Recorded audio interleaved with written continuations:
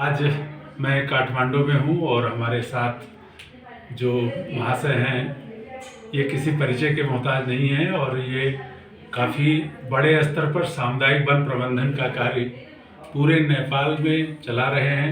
फेकोफन और काप्सन ये संस्थाएं हैं जिनको ये आगे बढ़ाने का काम कर रहे हैं। श्री भोला खातीवाड़ा जी, तो मैं इनसे चाहूँगा कि थोड़ा सा अपना परिचय दें आप। धन्यवाद। मैं नेपाली में बोलूँ और हिंदी में हाँ बोलूँ? हाँ, आप किसी भी बोल सकते। मैं भोला खतीवड़ा हूँ। मेरो घर यहाँदेखि 133 किलोमिटर टाढा पर्छ दोलखामा। म काप्सन नेपालको पूर्व अध्यक्ष हुँ र वन सामुदायिक वनसँग सम्बन्धित भएर म करिब 26-27 वर्षदेखि काम गरिरहेको छु। यो सामुदायिक वनको अवधारणा के हो? सामुदायिक वनको अवधारणा चाहिँ आजभन्दा 30-40 वर्ष अगाडि जानुपर्ने हुन्छ। जुन बेलामा वन विनाश बढ्यो, वन असाध्यै विनाश बढ्यो, विनाश कसरी रोक्न सकिन्छ भनेर राष्ट्रिय अन्तर्राष्ट्रिय रूपमा चासो भयो। चासो हुँदाखेरि नेपाल सरकारले एउटा कार्यदल बनायो, वन विकास कसरी गर्न सकिन्छ भनेर एउटा कार्यदल बनायो। त्यसले अध्ययन गर्न थाल्यो र समुदायहरूले पनि अब त स्थानीय बासिन्दाहरूले पनि वन त नभई हुँदैन, कसरी जोगाउने भनेर अभ्यास गर्न थाले। अनि त्यो सरकारले बनाएको कार्यदल र नागरिक समुदायले गरेको अभ्यासलाई आत्मसात गरेर वन समुदायलाई दियो भने मात्रै वन जोगिन्छ भन्ने निष्कर्ष निकालियो। त्यसको आधारमा वन विकास योजना पनि बन्यो र त्यसको आधारमा कानुन बन्यो। त्यही अवधारणा रहेर जनतालाई वन दियो भने वन जोगिन्छ, वन विनाश हुँदैन भनेर सुरुवात गरिएको हो। खास गरी वन संरक्षण गर्ने, त्यसलाई सदुपयोग गर्ने र विपन्न गरिब वर्गको निम्ति सशक्तिकरण गर्ने अभिप्रायका साथ सामुदायिक वन अवधारणा सुरुवात भएको हो। सामुदायिक वन को संरक्षण को अवधारणा नेपाल में ये अपने आप में एक बहुत बड़ा उदाहरण है पूरे विश्व के लिए कि किस तरह से लोग अपना जंगल स्वयं बचाते हैं और उसके अंदर का वन उपज जो सारा निकलते हैं। इसके लिए सरकार का जो वन विभाग है उसके साथ आपका कैसा तालमेल रहता है? अब सरकार एउटा कुरा के हो भने सामुदायिक वनको यो सफलता पाउनुमा समुदायको अथवा उपभोक्ताको योगदान छ। तर त्यो सँगसँगै सरकारले पनि समुदायलाई वन दियो भने वन राम्रो बनाउँछ नै भनेर जुन कानुन बनायो नि त्यो राज्यले बनाएको। जनतालाई अथवा नागरिकलाई समुदायलाई वन दिनुपर्छ भन्ने कानुन राज्यले बनाएको।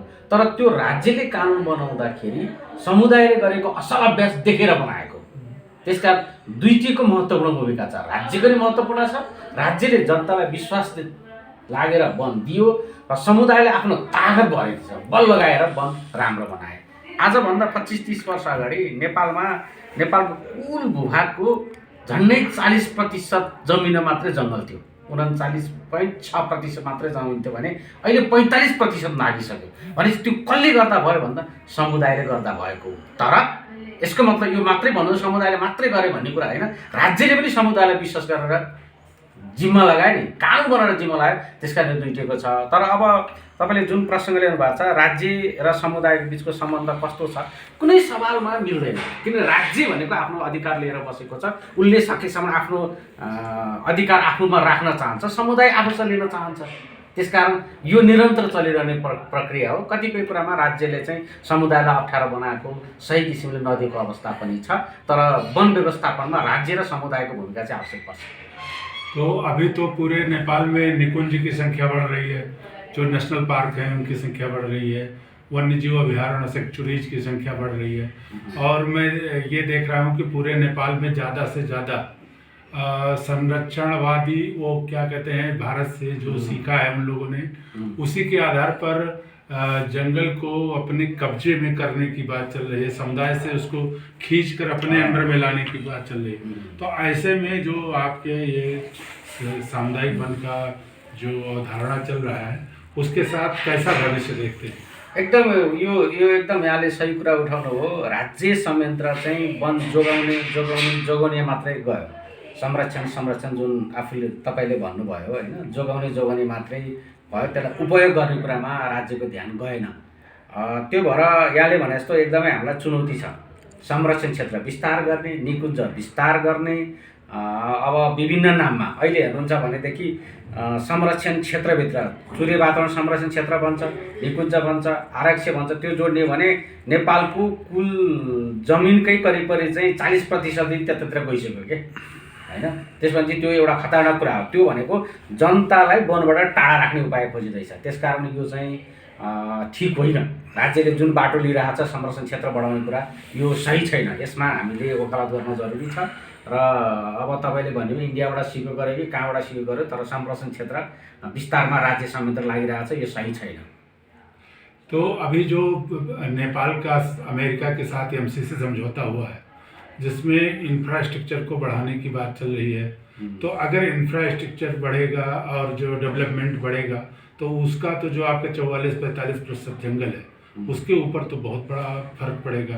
तो आप कैसे देख रहे हैं कि ये विकास और विनाश, इस दोनों की बात को आप कैसे देख रहे हैं? त्यो हुनसक्छ, त्यो सम्भावना धेरै छ। तर विकास कसको लागि भन्ने बुझ्न जरुरी छ हामीले। विकास स्थानीय समुदायको लागि, नागरिकको लागि, मुलुकको लागि हो। त्यसकारण मुलुक र मुलुकवासीको हितको निम्ति विकास गर्नुपर्छ, न कि अरू कसैको निम्ति। नेपाल र नेपालीको निम्ति नेपाल क्षेत्रभित्र विकास हुनुपर्छ। त्यसकारण मानिलिनुहोस् तपाईँले भने जस्तो एमसीसीको प्रोजेक्ट कार्यान्वयन गर्दाखेरि वन क्षेत्र काटिन्छ, त्यो गरिन्छ भने त्यहाँको स्थानीय समुदायको सहमति बिना त्यो काटिनु हुँदैन भन्ने मलाई लाग्छ। किनभने यदि विकासमा केही विनाश आउँछ त्यो हामी पनि मान्छौँ, तर विनाश कसरी कम गर्न सकिन्छ भन्ने कुरामा ध्यान दिन जरुरी छ। अब त्यस्तो खालको पूर्वाधार तयार गर्दाखेरि विनाश हुन्छ भने स्थानीय समुदायको त्यसमा निर्णायक भूमिका भयो भने कसरी विनाश कम गर्न सकिन्छ भन्ने कुरा पनि स्थानीय समुदायले त्यो तरिकाहरू निकाल्न सक्छन्। त्यतातिर जान जरुरी छ। र मुलुकलाई नै अप्ठ्यारो पार्ने गरी, स्थानीय बासिन्दालाई नै अप्ठ्यारो पार्ने गरी विकास गर्ने त त्यो कुरा त कल्पनै गर्न सकिँदैन नि। विकास कसको लागि हैन? यहाँको विकास अमेरिकाको लागि त होइन होला। त्यहाँ जो प्रभावित मान्छे छन् तिनीहरूको लागि विकास हुनु पर्यो नि। उनीहरूलाई विस्थापन गर्ने गरी विकास त के विकास त? त्यो विकासै चाहिएन नि। मान्छे अनुकूल विकास हुनु पर्यो नि। विकास अनुसार मान्छे भइदिनु त होइन नि। मान्छे अनुसार विकास गर्नु पर्यो भनेको त्यहाँको मान्छेलाई के चाहन्छन् त्यसमा गर्नु पर्यो। त्यहाँका मान्छे चाहँदैन, यस्तो चाहँदैन नि त, आफू एकदम गए गुज्रेको भएको त देख्न चाहँदैन नि, राम्रो भएको देख्न चाहन्छ नि। त्यसकारण त्यो अधिकार, त्यो भूमिका स्थानीय बासिन्दालाई दिन जरुरी छ भन्ने लाग्छ मलाई। अनि अन्तिममा मेरो एउटा सवाल छ। नेपालमा वन अधिकार और सामुदायिक वन के लिए समुदाय का होना जरूरी है, और समुदाय में जो बचाने के लिए, संरक्षण करने के लिए, उपयोग करने के लिए, उसके लिए जो हमारे देश नेपाल के लोग जो हैं, वो अधिकतम लोग जो युवा है, वो युवा तो उनका ज़्यादा रुचि मैं नहीं समझता हूँ कि अब वन संरक्षण के प्रति होगी या उपयोग के प्रति होगी, क्योंकि ज़्यादा से ज़्यादा लोग विदेश जा रहे हैं। तो ऐसे में जो आपका सामुदायिक वन का जो पूरी परिकल्पना है, वो उसका भविष्य क्या होगा? एकदम सही कुरा गर्नुभयो। अब सामुदायिक वनको भविष्य अब हामी 50 वर्ष नआएका मान्छेसँग जोडियो हैन, युवाहरूसँग जोडिएन, त्यो हाम्रो लागि चुनौती हो। र वनबाट जीविकोपार्जन मात्र राम्रोसँग जीवन निर्वाह गर्ने, अहिले मानिलिनु चाहिँ 10,000 को मोबाइल बोकेको छ भने 20,000 मोबाइल बोक्न सबैलाई रहर हुन्छ। त्यो अवस्था वन क्षेत्रबाट प्राप्त हुनु जरुरी छ। त्यसकारण यो वन क्षेत्र भनेको गहना हुनु भएन, देखाउने चिज होइन, त्यसलाई उपयोग गर्ने चिज हो, सदुपयोग गर्नु पर्यो। तपाईँ आफ्नो बच्चा जस्तो माया गरेर पालेको बाख्रो खसी पनि काटेर खान्छन् भने वन चाहिँ जोगाइराख्ने मात्रै चिज हो त, त्यसलाई उपयोग गर्नु पर्यो। त्यसका अबको ध्यान भनेको वन स्रोतको सदुपयोग गर्नु पर्यो है। हामीसँग जे छ त्यसैको चाहिँ व्यापार गर्नु पर्यो। अब खाडी मुलुकको तेल बेचेर धनी हुन खोज्ने, चाइना अथवा इन्डियाको सामान बेचेर 2 रुपैयाँ नाफा खाएर धनी हुन खोज्ने सपना अब देख्नु हुँदैन। हामीसँग जे छ त्यही बेच्नु। हामीसँग जडीबुटी छ, त्यसलाई प्रशोधन गरेर बेच्नु पर्यो। अहिलेसम्म जडीबुटी धेरै इन्डियातिर जान्छ, त्यो सामान्य मूल्यमा जान्छ। अब त्यसलाई हामीले नै प्रशोधन गरेर अझ राम्रो मूल्य लिएर गर्नु पर्यो। हामीसँग काठ छ, काठ बेच्नु पर्यो। हामीसँग माटो छ, हामीसँग पानी छ, त्यसलाई चाहिँ प्रशोधन गरेर चाहिँ पैसा बनाउने काममा लाग्नुपर्छ। पैसा बनाउने काममा लाग्यो भने युवा, तपाईँले भने जस्तै युवा बाहिर जाँदैन, यहीँ बस्छ।